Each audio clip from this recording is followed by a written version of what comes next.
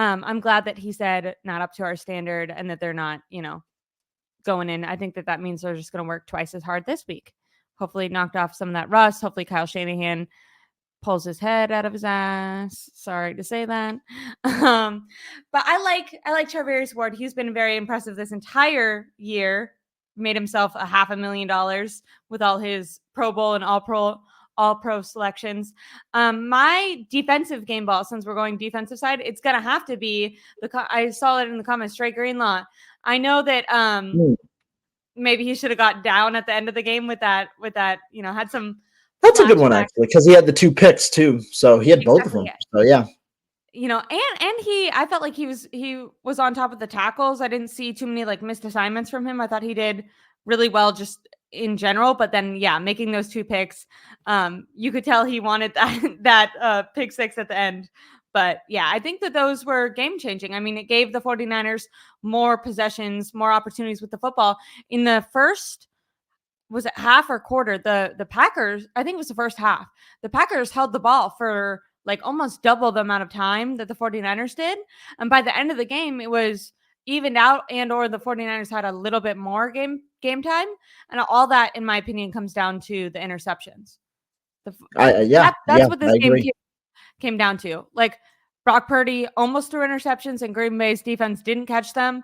And Jordan Love threw interceptable balls, and Dre Greenlaw caught them. So I think Dre Greenlaw definitely deserves a game ball. Let's go offensively. Offense is a good question. I think there's one answer. It's the guy who scored both most of the offensive touchdowns, and that's McCaffrey. Like I said, the run game was the reason that the 49ers were able to get some success when they went to the run game. Had an amazing 39-yard touchdown. I think that those kind of things were crucial, and so I'm going to go with McCaffrey because I think he was the most successful part of the 49ers offense today. Dang, stealing my pick. I thought McCaffrey was incredible. There was this one run earlier on, I want to say in the second quarter, where people went crazy, and they were just like, it gave NFC Championship vibes, where the whole entire offense was flustered and stuttering. And Christian McCaffrey, remember when there was still chance, a tiny little hope if you were a huge fan that the 49ers could do something in that game, and Christian McCaffrey scored that touchdown.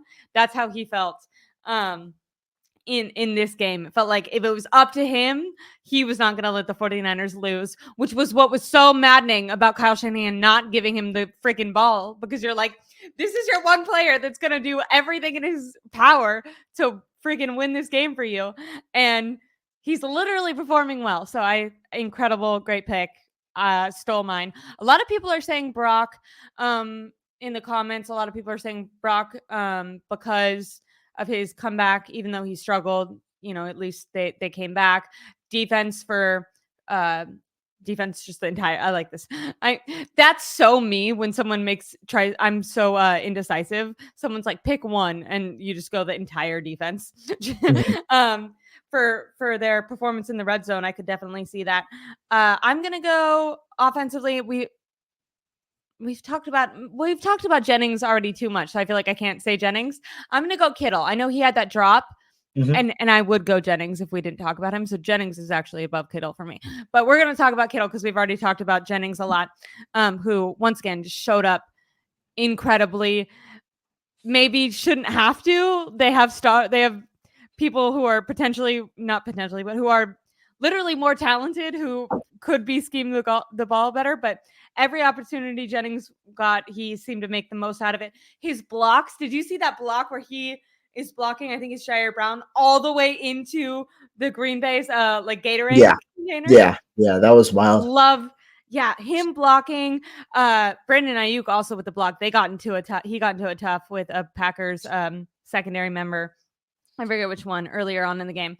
But I want to say George Kittle, I felt like he showed up, made a lot of crucial catches. I know he had that one drop, but I felt like when the 49ers was first, especially in that first half, when they were struggling, I felt like he was a spark of a lot of energy, getting just some really critical first downs that felt like, okay, let's keep the ball moving. Let's go, guys. And it felt like you're kind of molasses moving uphill in the wintertime. I'm currently in New York, and moving in general with how cold it is outside is terrible.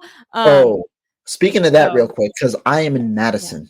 Funny enough, I am in Wisconsin Oh, watching the are you? 49ers play the Green Bay Packers. Yeah, I am in Madison right now. It is 0 degrees. It is zero. No, no. Sorry, nope. I can't handle that.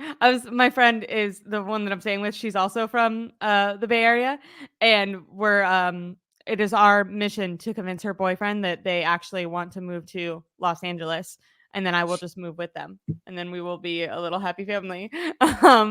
Because it is way too cold. But what are you doing in Madison? Are you there for something with covering something else? Yeah, that kind of stuff. Nice. I gotta get Awesome. them out. But I Kenny unfortunately is do have to head out in oh, yeah, about yeah. 2 minutes. Yeah, but I mean, this was a Perfect, fun perfect. show and a very, very exciting game. That's I don't know if even the Super Bowl. I don't know if any game just in a true game It was environment was so going to top thrilling. this. Yeah, It was so I mean, the game was crazy. That second half specifically, the like, they're gonna win, they're gonna lose, they're gonna win. Like, down to the very last second. Incredible. Love that. Do you think that they should have tried to run the clock out? Last question before you have to go. Do you think they should have tried to run the clock out a little bit more? Oh, you're saying at the Or end? yeah. Or do you think it was fine? No. When you're down a touchdown, you have to take, or when you need a touchdown, you have to take the touchdown. The 49ers are down 4 points. You don't want to risk not taking it. And I also think Matt LaFleur kind of gave them a little bit of leeway because he didn't call any of his timeouts. He burned a lot of clock at the end there. And I know he kept all three of his timeouts.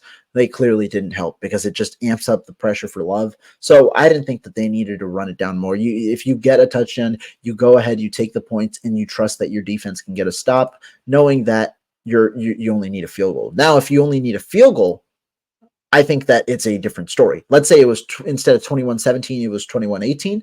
You're running that clock down because you want either to go to overtime or you want to win the game right there. That's kind of your two Yeah, options. But that makes sense. in this sense, you need to score. Go ahead, get the points, and trust your defense in that sense. I completely agree.